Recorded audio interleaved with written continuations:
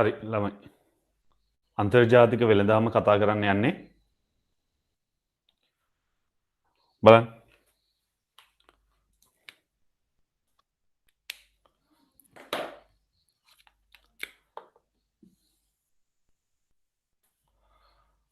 රටකට පුළුවන් ළමයි ඒ රට ඇතුලේ මිනිස්සු හදන භාණ්ඩ හා සේවා රට ඇතුලේ මිනිස්සුත් එක්ක හුවමාරු කරගෙන කටයුතු කරන්න.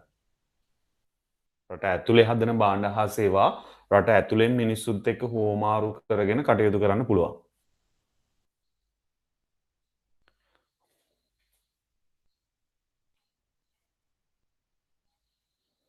කටයුතු කරන්න පුළුවන්. ඒ වගේම මේ රට ඇතුලේ නිෂ්පාදනය කරන භාණ්ඩ වෙනත් රටක් එක්ක හුවමාරු කරගෙන කටයුතු කරන්නත් පුළුවන්.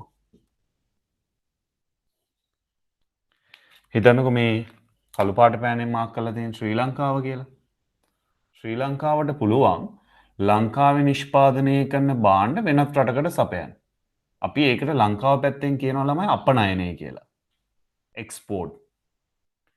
ඒ වගේම ලංකාවට පුළුවන් වෙනත් රටක නිෂ්පාදනය කරන භාණ්ඩ ලංකාවට ගෙන්න ගන්න. අපි ඒකට කියනවා ආනයනය කියලා.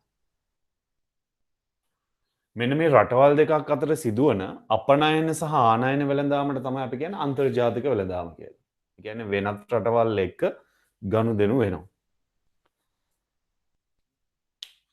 සාමාන්‍යයෙන් අන්තර්ජාතික වෙළඳාමට සහභාගී වීමෙන් අත්වන ප්‍රතිලාභ තියෙනවා. එකක් රට දියුණු කරගන්න පුළුවන්. මොකද තමන්ගේ රටේ නිෂ්පාදනය කරන භාණ්ඩ තමන්ගේ රටේ මාකට් එකට සපයනවට අමතරව වෙනත් රටවල් වලත් විකුණන්න පුළුවන්.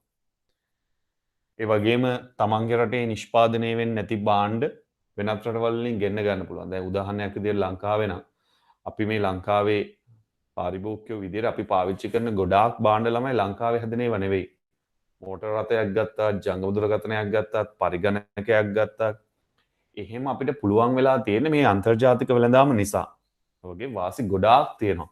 හරිද? ගුණත්වයෙන් වැඩි භාණ්ඩ ගෙන්න ගන්න පුළුවන්.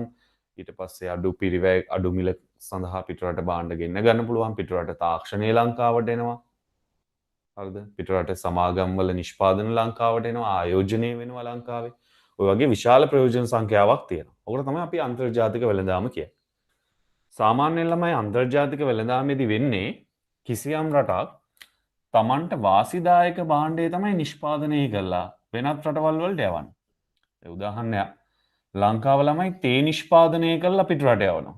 ලංකාවට තේ වාසිදායක විදිහට හදන්න පුළුවන්. ඒක අපේ පිහිටීමත් එක්ක අපිට අඩු කොස්ට් එකක් යන්නේ. අපේ තේවල ගුණත්වය වැඩි. ඒකත් එක්ක.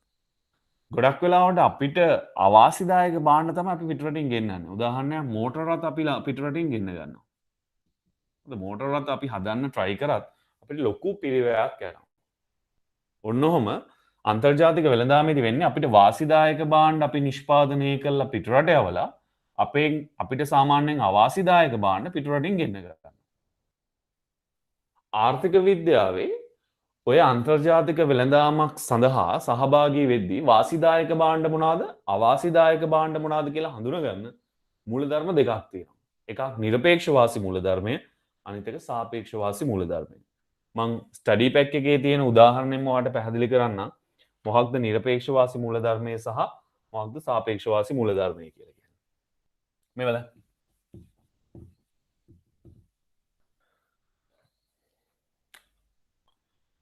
මේ වගුව බලන්න.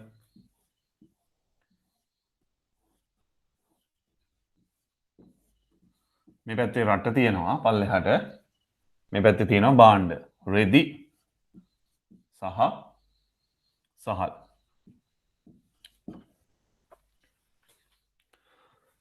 ශ්‍රී ලංකාව සෙල්, චීනය, චයිනා.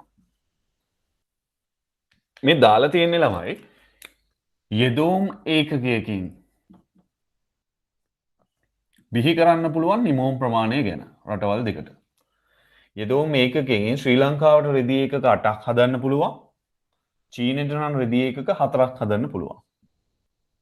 සහල් නම් ශ්‍රී ලංකාවට සහල් ඒකක 5ක් හදන්න පුළුවන්. චීනෙට 7ක් හදන්න පුළුවන්.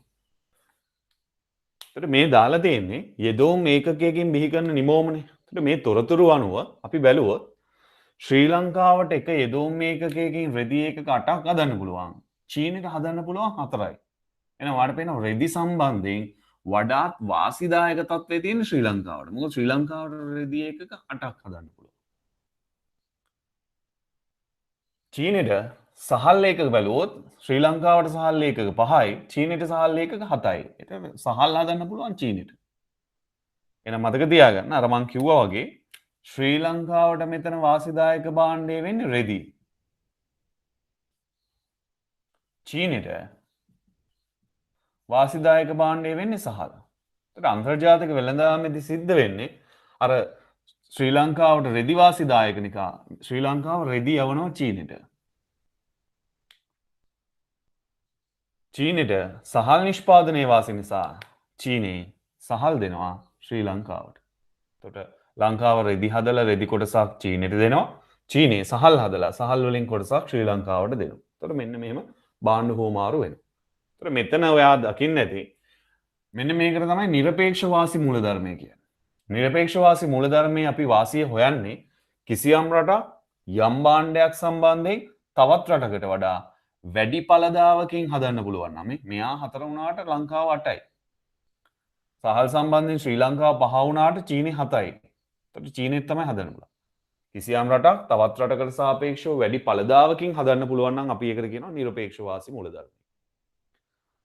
මේ දීලා තියෙන්නේ නිමෝම පැත්තෙන්. ඔය নিরপেক্ষ වාසි මූලධර්මයේම වාසි සහගත තත්වයේම යෙදෝම් පැත්තෙන් බලලා කතා කරන්නත් පුළුවන්. මේ බලන්නකෝ. ඒකත් ස්ටඩි පැක් එකේ තියෙන එක මම ගන්නම්. ස්ටඩි පැක් එකේ උදාහරණ දීලා තියෙනවා රටක්. මේ තියෙන්නේ භාණ්ඩ.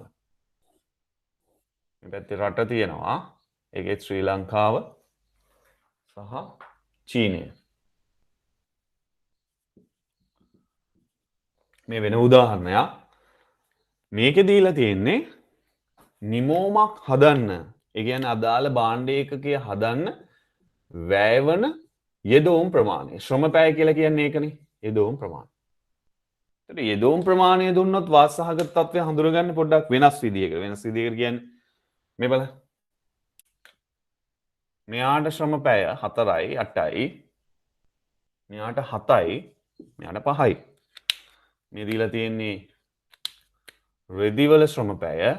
මේ දීලා තියෙන්නේ සහල් වල ශ්‍රම පැය. හොඳට මතක තියාගන්න මේ දීලා තියෙන යෙදවුම්. එතකොට වාසි සහගත තත්ත්වය හොයන්න නම් ශ්‍රී ලංකාවට යෙදවුම් 4කින් හදන්න පුළුවන් චීනෙට 8ක් යනවා. එහෙනම් වාසි සහගත තත්ත්වය බලන්න අඩු යෙදවුම් ප්‍රමාණයකින් හදන කෙනා බලන්න එපායි. එහෙනම් ශ්‍රී ලංකාවට තමයි රෙදි අඩු පිරිවැයකින් අඩු යෙදවුම් ප්‍රමාණයකින් හදන්න පුළුවන්. එයාට තමයි වාසි. සහල් ගත්තොත් අඩු යෙදවුම් ප්‍රමාණයකින් හදන්න පුළුවන් චීනෙට 5යි යන්නේ යාට මේ. අරයට 7ක් යනවා ශ්‍රී ලංකාවට මෙයාට යන්නේ 5යි. ඒතර මෙතනත් යෙදවුම් පැත්තෙන් බැලුවාමත් ඔයාලට හඳුන ගන්න පුළුවන්. කොහොමද নিরপেক্ষ වාසි න්‍යාය කියලා කියන්නේ? নিরপেক্ষ වාසි මූලධර්මය කියන්නේ කිසියම් රටක් තවත් රටකට සාපේක්ෂව යම් භාණ්ඩයක් සම්බන්ධයෙන් එක්කෝ වැඩි පළදාවකින් හදන්න පුළුවන් වෙන්න ඕනේ නැත්නම් අඩු පිරිවැයකින් හදන්න පුළුවන්. ඒගොල්ලන්ට තමයි වාසසහගත තත්ත්වය තියෙන්නේ. අර අඩු පළදාවකින් හදන රට නැත්නම් වැඩි යෙදවුම් ප්‍රමාණයක් වැය කරන රටට ඒ භාණ්ඩය සම්බන්ධයෙන් අවාසි. ඒතර අර වාසසහගත භාණ්ඩය හදලා අනිත් රටට යවලා අවාසසහගත භාණ්ඩය අනිත් රටින් ගෙන්න ගන්න එක තමයි අන්තර්ජාතික වෙළඳාමේ নিরপেক্ষ වාසි මූලධර්මයෙන් වෙන්නේ.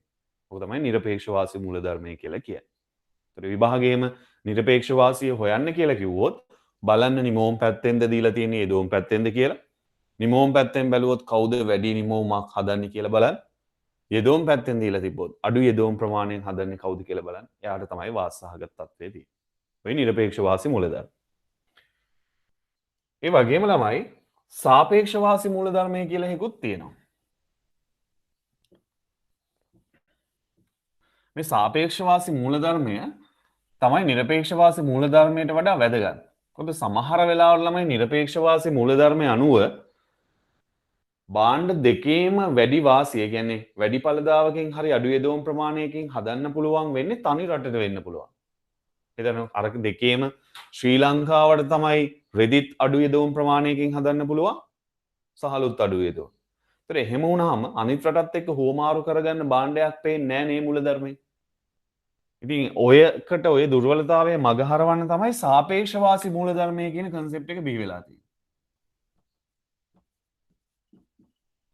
මේ සාපේක්ෂවාසී මූලධර්ම න්‍යාය කියන්නේ වැඩි ඵලදායකවත් අඩු යෙදවුම් ප්‍රමාණයක්වත් නෙවෙයි. මේකේ කියන්නේ වෙනස්ම දෙයක්. මේකේ කතා කරන්න ළමයි ආවස්තික පිරිවැය ගැන. මේකත් මම ඔයාලට ස්ටඩි පැක් එකේ තියෙන එකම හදලා පෙන්නන්නම්. මෙන්න තොරතුරු තියෙනවා. රටවල් දෙක තියෙනවා.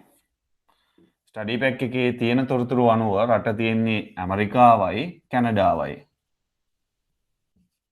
බාණ්ඩ තියෙන්නේ තිරිඟුයි රෙදි. දීලා තියෙන තොරතුරු අනුව ඇමරිකාවට තිරිඟු 6ක් හදන්න පුළුවන්. කැනඩාවට නම් 11ක් හදන්න පුළුවන්. රෙදි 3ක් හදන්න පුළුවන්, 2ක් හදන්න පුළුවන්. හරි. 3ක් හදන්න පුළුවන්, 2ක් හදන්න පුළුවන්. මේකෙත් නිරපේක්ෂවාසිය බැලුවොත් මේ වැඩි ඵලදායකකින් තිරිඟු නම් හදන්න පුළුවන් කැනඩාවට, රෙදි නම් හදන්න පුළුවන් ඇමරිකාවට. ඒ නිරපේක්ෂවාසී. මම මේකේ මේ සාපේක්ෂවාසිය ගණනය කරන්නයි යන්නේ. සාපේක්ෂවාසිය ගණනය කරද්දී මතක තියාගන්න සාපේක්ෂවාසිය හොයන්න කලින් අපි බලන්න ඕනේ මේ භාණ්ඩ වලට අදාළ ආවස්තික පිරිවැය. මෙන්න මෙහෙමයි ආවස්තික පිරිවැය ගණනය කරන්නේ. මේ දීලා තියෙන්නේ ළමයි යෙදෝම් ඒකකයකින් හදන්න පුළුවන් නිමෝම් ප්‍රමාණය. ඒ කියන්නේ භාණ්ඩ ප්‍රමාණය. එක යෙදෝමකින් හදන්න පුළුවන් නිමෝම් ප්‍රමාණය. බලන්න. ඇමරිකාවට යෙදෝම් ඒකකයකින් තිරිඟු 6ක් හදන්න පුළුවන්. නැත්තම් රෙදි ඒකක 3ක් හදන්න පුළුවන්. ඒ කියන්නේ ළමයි ඒගොල්ලන්ගේ යෙදෝම් ඒකකය තිරිඟු පැත්තට දැම්මොත් තිරිඟු හදා ගන්න පුළුවන් 6ක්. හැබැයි ඔය යෙදෝම් ඒකකය රෙදි නිෂ්පාදනයට දැම්මොත් රෙදි හදා ගන්න පුළුවන් ඒකක 3ක්. ඕකනේ US වල කතාව. ඒ කියන්නේ ළමයි මේ යෙදෝම් ඒකකය තිරිඟු වලට දැම්මොත් තිරිඟු 6ක් හැදෙනවා. හැබැයි ඒ ඒකකයේ තිරිඟු හදන්න දාපු නිසා ඒකෙන් හදන්න වෙන රෙදි ප්‍රමාණය කැප කරන්න වෙනවා. රෙදි ඒකක 3ක් කැප කරන්න වෙනවා. එහෙනම් ආවස්තික පිරිවැය කියන ළමයි තිරිඟු ඒකක 6 වෙනුවෙන් රෙදි ඒකක 3ක් කැප කරන්න වෙනවා. එහෙනම් ආවස්තික පිරිවැය කියන්නේ මෙතන තිරිඟු ඒකක 6 ආවස්තික පිරිවැය කියන්නේ රෙදි ඒකක 3. මේක තමයි ආවස්තික පිරිවැය. එකක ආවස්තික පිරිවැය හොයන්න නම් දැන් රෙදි ඒකක 3ක්නේ කැප කරන්න උනේ. 3ක් කැප කරන්න උනේ තිරිඟු ඒකක 6ක් හදන්න. එහෙනම් ආවස්තික පිරිවැය එකක හොයන්න 3 බෙදන්න ඕනේ 6න්. එතකොට 6 3 6න් බෙදුවාම 2න් 1යිනේ කියන්නේ 0.5යි. එහෙනම් මම රතු පෑනෙන් ලියන්න තිරිඟු US වල තිරිඟු ඒකකයක ආවස්තික පිරිවැය 0.5. ඒ කියන්නේ තිරිඟු ඒකකයක් හදද්දී රෙදි ඒකක 0.5 හදන්න තිබ්බ chance එක නැති වෙනවා. හරිද? ඔකේ අනිත් පැත්තත් කතා කරන්න පුළුවන් මේ බලන්න. ඔය යෙදෝම් මේකකයේ තිරිඟු වලට දැම්මේ නැතුව රෙදි වලට දැම්මනම් රෙදි 3ක් හැදෙනවා. හැබැයි මේ රෙදි 3ක් හදද්දී මෙයාට කැප කරන්න වෙනවා තිරිඟු ඒකක 6ක්. එහෙනම් ළමයි රෙදි 3ක් හැදීමේ ආවස්තික පිරිවැය කියන්නේ මෙන්න මේ තිරිඟු ඒකක 6. ඒ රෙදි 3ක් හදද්දී ඒ එකකින් හදන්න තිබ්බ තිරිඟු ඒකක 6 කැප කරන්න වෙනවා. එහෙනම් රෙදි ඒකකයක ආවස්තික පිරිවැය හොයන්න මේ ඒකකයක ආවස්තික පිරිවැය හොයන්න 3ක් හදද්දී කැප කරන්න වෙනවනේ 6ක්. එහෙනම් උඩට දාන්නේ ළමයි කැප කරන ප්‍රමාණය 6. පහට දාන්නේ අපි රෙදි 3ක්නේ හදන්නේ. රෙදි 3 වෙනුවෙන් තිරිඟු ඒකක 6ක් කැප කරන්න වෙනවා. එහෙනම් රෙදි එකක ආවස්තික පිරිවැය මේක බෙදුවාම එන්නේ 2යි. මෙන්න 2.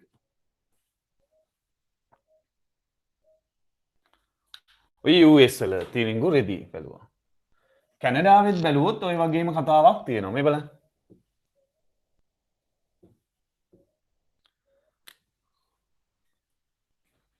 කැනඩාවේ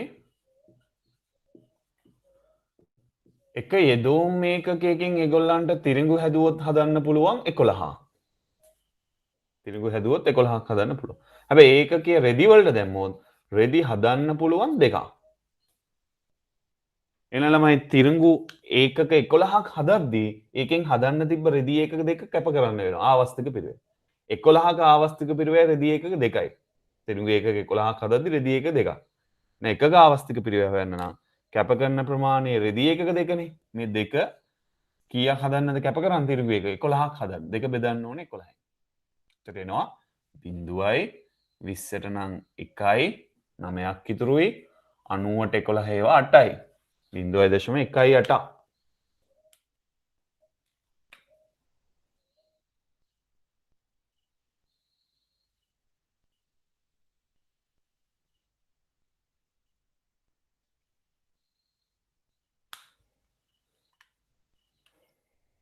1.8 මේ ස්ටඩි පැක් එකේ ළමයි 11 තිබ්බට අර පල්ලෙහා ගාන මේගොල්ලන්ට වැරදිලා 11 නෙමෙයි 1 තියෙන්න ඕනේ.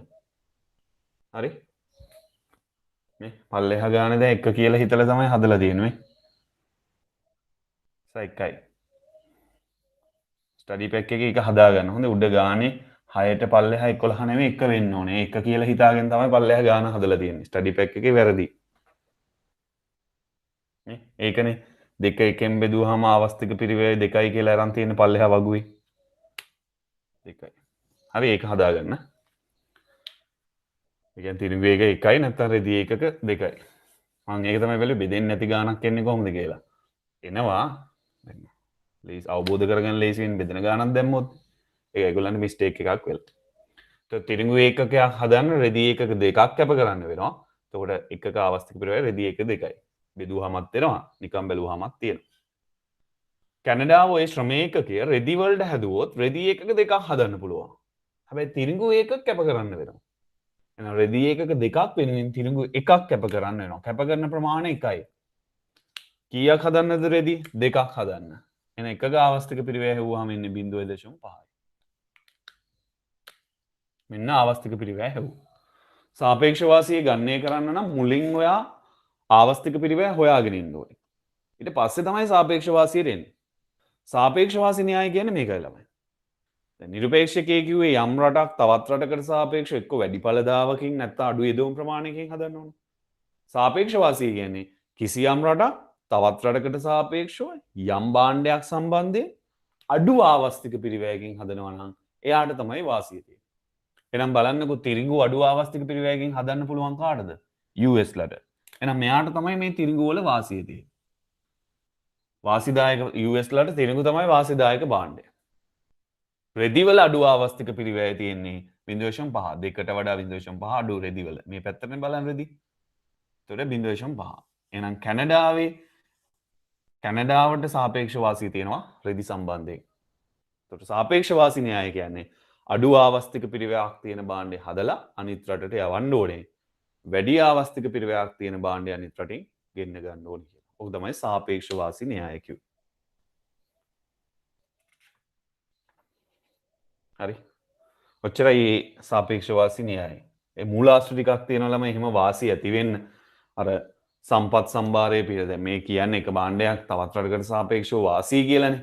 ඒතර එහෙම වෙන්නේ සම්පත් සම්භාරය වාසි දැන් ලංකාවෙත් ඒ වල එහෙම වාසිය හම්බෙන්න ළමයි පිහිටීම බලපානවානේ ලංකාවේ. මැද පෙරදිග රටවල් වලට ඔහොම වෙලා නැහනේ. ඒතර සම්පත් සම්භාරය බලපානවා. ඊට පස්සේ ගුණාත්මක තත්ත්වය බලපානවා. අභිරුචි කැමැත්ත වෙනස්කම් රාජ්‍ය ප්‍රතිපත්ති තාක්ෂණික වෙනස්කම් ඒ වගේ දේවල් බලපානවා. ඒ මත තමයි ඔය කියන සාපේක්ෂ වාසි ඒ රටට එන්නේ. හරි? ඒ ලෙවල් වල ළමයි මේවා ලොකු පාඩම් ඩබල් ඊටි වල පුංචි අදහසක් විතරයි ඔයාට ගන්න ඕනේ. එතකොට මම අර කලිනුත් කිව්වා අන්තර්ජාතික වෙළඳාමේ වාසි. ඔයා බලන්න වාසි සහ අවාසි ස්ටඩි පැක් එකේ තියෙනවා. හරිද අන්තර්ජාතික වෙළඳාම් දියුණු වුණාම අර පිටත ලක්ෂයක පරිභෝජනය කරන්න පුළුවන් කියන එක දැනට මතක තියාගන්න. ඒ ලෙවල් වල ඔයා හරියට ඉගෙන ගන්නවා. යටිතල පහසුකම් ටික දියුණු වෙනවා, ආයෝජන එනවා, තාක්ෂණය රටට එනවා, දේශපාලන සංස්කෘතික සම්බන්ධතා ගොඩනගෙන ඒවා තමයි වාසි. ඒ වගේම අවාසියකුත් තියෙනවා. මෙන්න මේක මතක තියාගන්න. අන්තර්ජාතික වෙළඳාම නිසා ළමයි පිටරට භාණ්ඩ මේ ලංකාවට එනවනේ. දැන් ලංකාව පැත්තෙන් කතා කරමු. එතකොට ප්‍රධාන අවාසිය තමයි ලංකාවේ ඉන්න දේශීය නිෂ්පාදකයෝ ඉන්නේ මේ භාණ්ඩ හදන. ඒතකොට දේශීය නිෂ්පාදක අධෛර්යමත් වෙනවා. තමයි අන්තර්ජාතික වෙළඳාමේ ප්‍රධාන අවාසිය.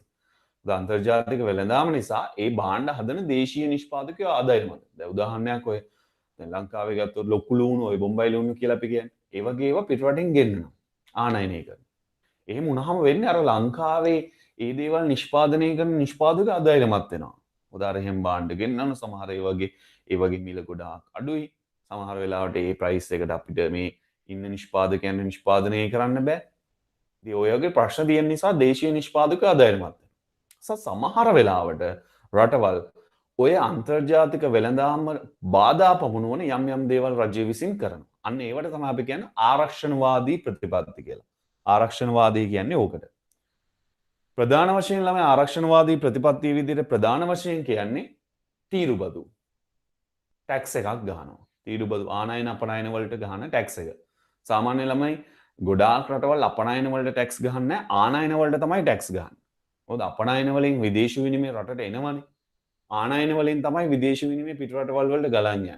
අපි එහෙම බාන්න ගෙනුවා. දැන් මේ දවස්වල ලංකාවේ වාහන ගෙන්නන එක තහනම් කළා. ඒකට හේතුව මේ COVID-19 වසංගතයත් එක්ක තවත් පිටරටට විදේශ විනිමය ඇදිලා ගියොත් ලංකාවේ ආර්ථිකයට ඒක ලොකු බලපෑමක් සිද්ධ වෙනවා. නිසා තහනම් කළා තියෙනවා. ඒ වගේ ආරක්ෂණවාදී ප්‍රතිපත්ති දාන්නේ අර ගොඩාක් වෙලාවට දේශීය නිෂ්පාදකයව ආරක්ෂා කරා. ප්‍රධානම එක තීරුබදු නිසා අපි වර්ග කරන්නේ තීරුබදු සහ තීරුබදු නොවන ක්‍රියාමාර්ග කියලා. මේකේ ආරක්ෂණවාදයට පක්ෂව සහ විපක්ෂව තර්ක තියෙනවා බලන්න. පක්ෂව තියෙන තර්ක තමයි ළමයි එකක් දේශීය නිෂ්පාදකයව ආරක්ෂා කරන්න පුළුවන්. ඒ වගේම පිටරටින් එන අර සමාජයට හිතකර නැති භාණ්ඩ, අවගුණ භාණ්ඩ වගේ දේවල් නවත්තන්න පුළුවන්. එක එකක්. ඒ වගේම ළමයි පිටරට භාණ්ඩ ලංකාවට එනවා කියන්නේ ලංකාවේ නිෂ්පාදක අධෛර්යමත් වෙනවනේ. අධෛර්යමත් වුණාම ලංකාවේ ව්‍යාපාර වැහිලා යන්න පුළුවන්. එතකොට වෙන්නේ ලංකාවේ මිනිස්සුන්ට ජොබ් හිටන් නැති වෙනවා. අපි ඔකට කියනවා සේවා නියුක්තිය කියලා. සේවා නියුක්ති තත්ත්වයන් ආරක්ෂා කරගන්නත් ඕවා කරනවා. ලදරු කර්මාන්ත කියන්නේ අර ව්‍යාපාර මුල් අවදියේ පටන් ගත්ත ගමන් තියෙන ව්‍යාපාර. ඒගොල්ලන්ට තමයි කොහොමත් විදේශිකයන් එක්ක හැප්පෙන්න අමාරු වෙන්නේ. මුල් අවදියේනේ. ඒ වෙලාවට ඉතින් රජය ඒගොල්ලන්ව ආරක්ෂා කරන්න ඕනේ. ඉතින් අර තීරුබදු දාලා අරගොල්ලන්ව පොඩ්ඩක් නවත්තන එක ඒකටත් හොඳයි. ඔය හොඳ. හැබැයි ළමයි මේකේ නරකක් තියෙනවා. ඇයි ඒ? දැන් ඇත්තටම පාරිභෝගිකයෝ විදියට අපිට පිටරටින් හොඳ භාණ්ඩ පාවිච්චි කරන්න තියෙන දේ නෙමෙයි නැති කරන්නේ. එක එකක්. ඒ වගේම මේ විදේශ ආයෝජන රටට එන එක තමයි නවත්තන්නේ. පිටරට තාක්ෂණීය රටට එන එක තමයි මේකෙන් නවත්තන්නේ. ඒකට අර බාධා කිරීමේ වාසි සහ අවාසි පැති දෙකම තියෙනවා. හරිද? ඔය ආරක්ෂණවත්. ඊට පස්සේ මාතෘකාවක් තියෙනවා වෙළඳ අනුපාතය කියලා. වෙළඳ අනුපාතය කියන්නේ මේකයි ළමයි. දැන් රටේ අපනයන ඒකකයක මිල රුපියල් 200යි කියලා හිතන්න. අපි එක්ස්පෝර්ට් කරන භාණ්ඩයක වටිනාකමක් තියෙනවා රුපියල් 200ක්. අපි X කියලා භාණ්ඩයක් අපනයනය කරනවා. ඒ අපනයනය කරන භාණ්ඩේ වටිනාකම රුපියල් 200යි. Y කියලා භාණ්ඩයක් ආනයනය කරනවා පිටරටින් US වලින් කියලා හිතන්න. ඒ භාණ්ඩේ ලංකාවේ රුපියල් වටිනාකම් බැලුවොත් රුපියල් 100යි. එහෙනම් මේකේ තොරතුරු අනුවට පේනවා ආනයන භාණ්ඩයේ වටිනාකම 100යිනේ. අපි අපනයනය කරන භාණ්ඩේ වටිනාකම 200යි. එහෙනම් මේ අපනයන වටිනාකමෙන් අපනයන ඒකකයකින් ආනයනය කරන්න පුළුවන් ඒකක ප්‍රමාණය 2යි. මේකට තමයි අපි වෙළඳ අනුපාතය කියන්නේ. ඒ කියන්නේ භාණ්ඩ හා සේවාවල අපනයන මිල ආනයන මිලෙන් බෙදුවාම සාමාන්‍ය ළමයි රටක තියෙන එක භාණ්ඩයක් නෙවෙයිනේ අපනයන භාණ්ඩ ගොඩාක් තියෙනවා. ඉතින් හැම භාණ්ඩෙම මිල නිරූපණය වෙන කියන්නේ සංකල්පයක් තියෙන මිල දර්ශකය කියලා. ඒ නිසා අපනයන මිල දර්ශකය තමයි මේකට යොදාගන්නේ. ඒ ලෙවල් වල ඉගෙන ගන්න. ආනයනත් ආනයන මිල දර්ශකය. සාමාන්‍ය මෙහෙම ඒකක සංඛ්‍යාවකින් ප්‍රකාශ කරන්නේ නැහැ. අපි දර්ශකයක් විදිහට ප්‍රකාශ කරන දර්ශකයක් විදිහට ප්‍රකාශ කරන්න ඕන නිසා ඉකෝන් වල තියෙනවා 100න් වැඩි කරන ක්‍රමයක්. ඒ ලෙවල් වල ඉගෙන ගනි. දැන්ට මේ සූත්‍රය මතක තියාගන්න. අපනයන මිල දර්ශකය ආනයන මිල දර්ශකයෙන් බෙදලා 100න් වැඩි කරාම කියනවා ඒකට වෙළඳ අනුපාතය කියලා. ඒ වෙළඳ අනුපාතයෙන් කියන්නේ අපනයන ඒකකයකින් කොච්චර ආනයන භාණ්ඩ රටට ගෙන්න ගන්න පුළුවන්ද කියන එක. ඔකට කියනවා වෙළඳ අනුපාතය කියලා. හරිද? හරි. ඒ කොටස එතනින් ඉවරයි. මේ ලොකු කොටස් නෙවෙයි ළමයි පුංචි දේවල් විභාගේ ට්‍රිපල් මට්ටමේ තියෙන මේ පේනවා ස්ටඩි පැක් එක ගොඩාක් සරලයි.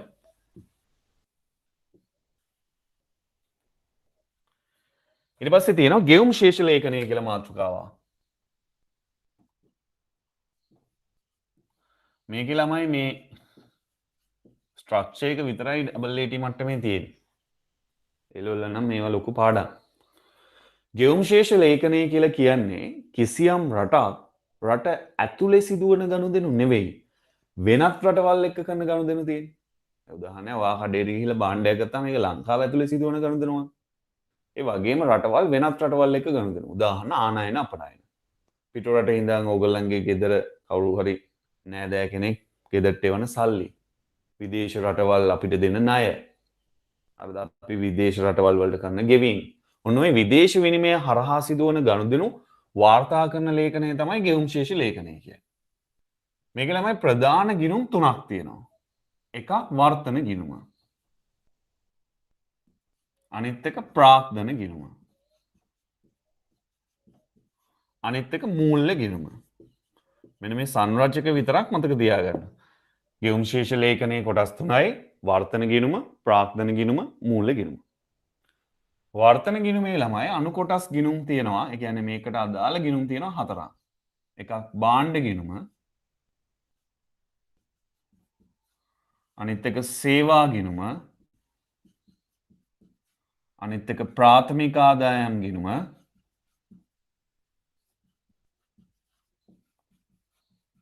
අනිත් එක ද්විතීයික ආදායම් ගිණුම.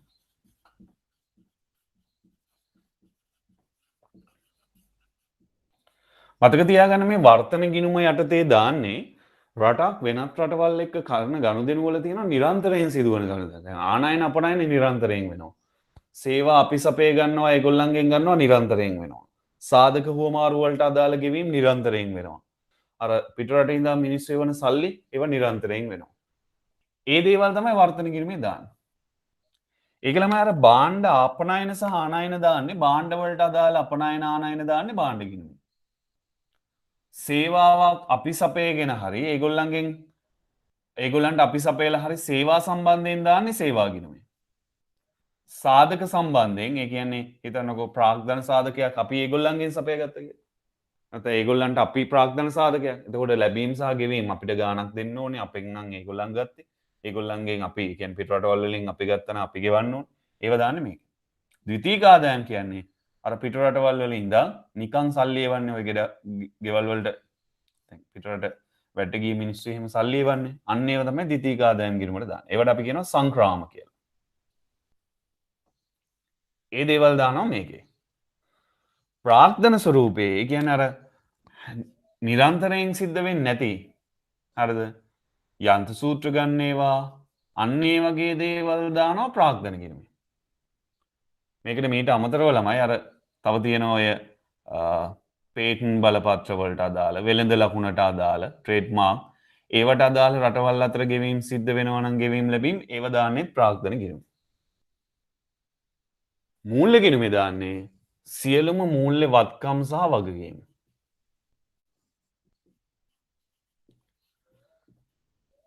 මේවට අදාළ වෙනවා ළමයි ඍජු ආයෝජන දාන්නේ මේකේ. මේ නම විතරක් මතක තියාගන්න. විවිධ ආයෝජන කියලා සංරචකයක් තියෙනවා. හරිද? ඊට පස්සේ අනෙකුත් ආයෝජන කියලා සංරචකයක් තියෙනවා. අනෙකුත් ආයෝජන සංචිත වත්කම්. බය වෙන්න එපා මුකුත් වැඩි අහන්නේ නැහැ. සංරචකයේ මොකක්ද මොන ගිණුමටද එන්නේ කියලා හයි. දැන් මම දෙක පයිලට් පේපර් එකේ තියෙනවා. අන්තිමට MCQ එකක් මේකට අදාළව පාත් සඳහන් ඒවා අතර රටක් ගෙවුම් ශේෂ ලේඛනයේ මූල්‍ය ගිණුමේ අන්තර්ගත වෙන්නේ මොකක්ද කියලා අහනවා. පළවෙනි එක තියෙනවා ණය මත පොලී ගෙවීම. අර පොලී ගෙවීම කියන්නේ ප්‍රාග්ධන සාධකයට කරන ගෙවීමක්නේ. ඒක ප්‍රාථමික ආදායම් ගිණුමේ දාන්න. ආයෝජන මත පොලී ගෙවීම. ඒකත් සාධකයේ පොලී ගෙවීම ලාභ ලාභාංශ ඒව දාන්න ළමයි ප්‍රාථමික ආදායම් ගිණුම ආයෝජන ආදායම්. ඊට පස්සේ භාණ්ඩ වෙළඳාම දාන්නේ භාණ්ඩ ගිණුමේ. වගෙන් ඇහුවේ මූල්‍ය ගිණුමට අදාළ එක. අන්තිමට එකට තියෙනවා ඍජු විදේශ ආයෝජන. මං කිව්වේ ඍජු ආයෝජන දානවා කියලා. ඕක මූල්‍ය ගිණුම. හරිද?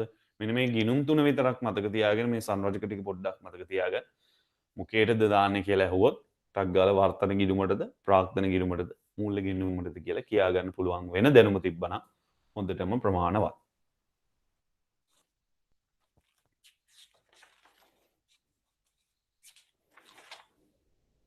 හරි. මේකේ අන්තිම කොටස අන්තර්ජාතික වෙළඳාමේ විනිමය අනුපාත.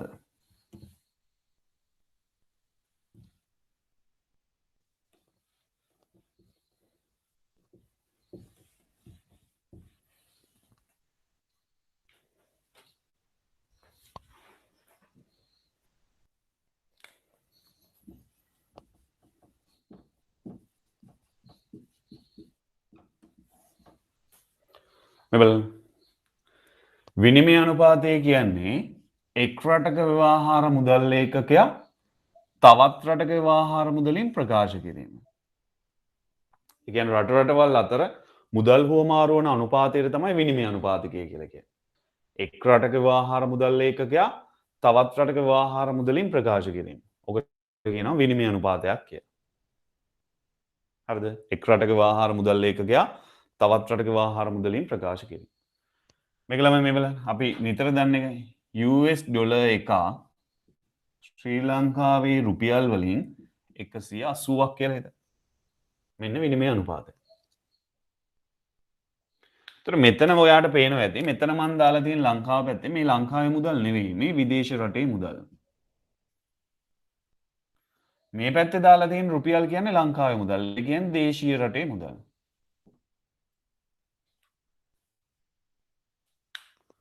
විදේශීය රටේ මුදල් ඒකකයේ වටිනාකම දේශීය මුදලින් ප්‍රකාශ කරනවා. ඉතින් මේක ඕනනම් මේකම අපිට මෙහෙම ලියන්නත් පුළුවන්. මුලින් දේශීය මුදල් ඒකකයේ දාලා ලියන්නත් පුළුවන්. ඒ කියන්නේ රුපියල් ඩොලර් එකක වටිනාකම රුපියල් වලින්නේ. එහෙනම් මම රුපියලක වටිනාකම ලියනවා ඩොලර් වලින්. ළමයි ඔයා දන්නවා මේ බලන්න. US ඩොලර් එක රුපියල් 180යි නම්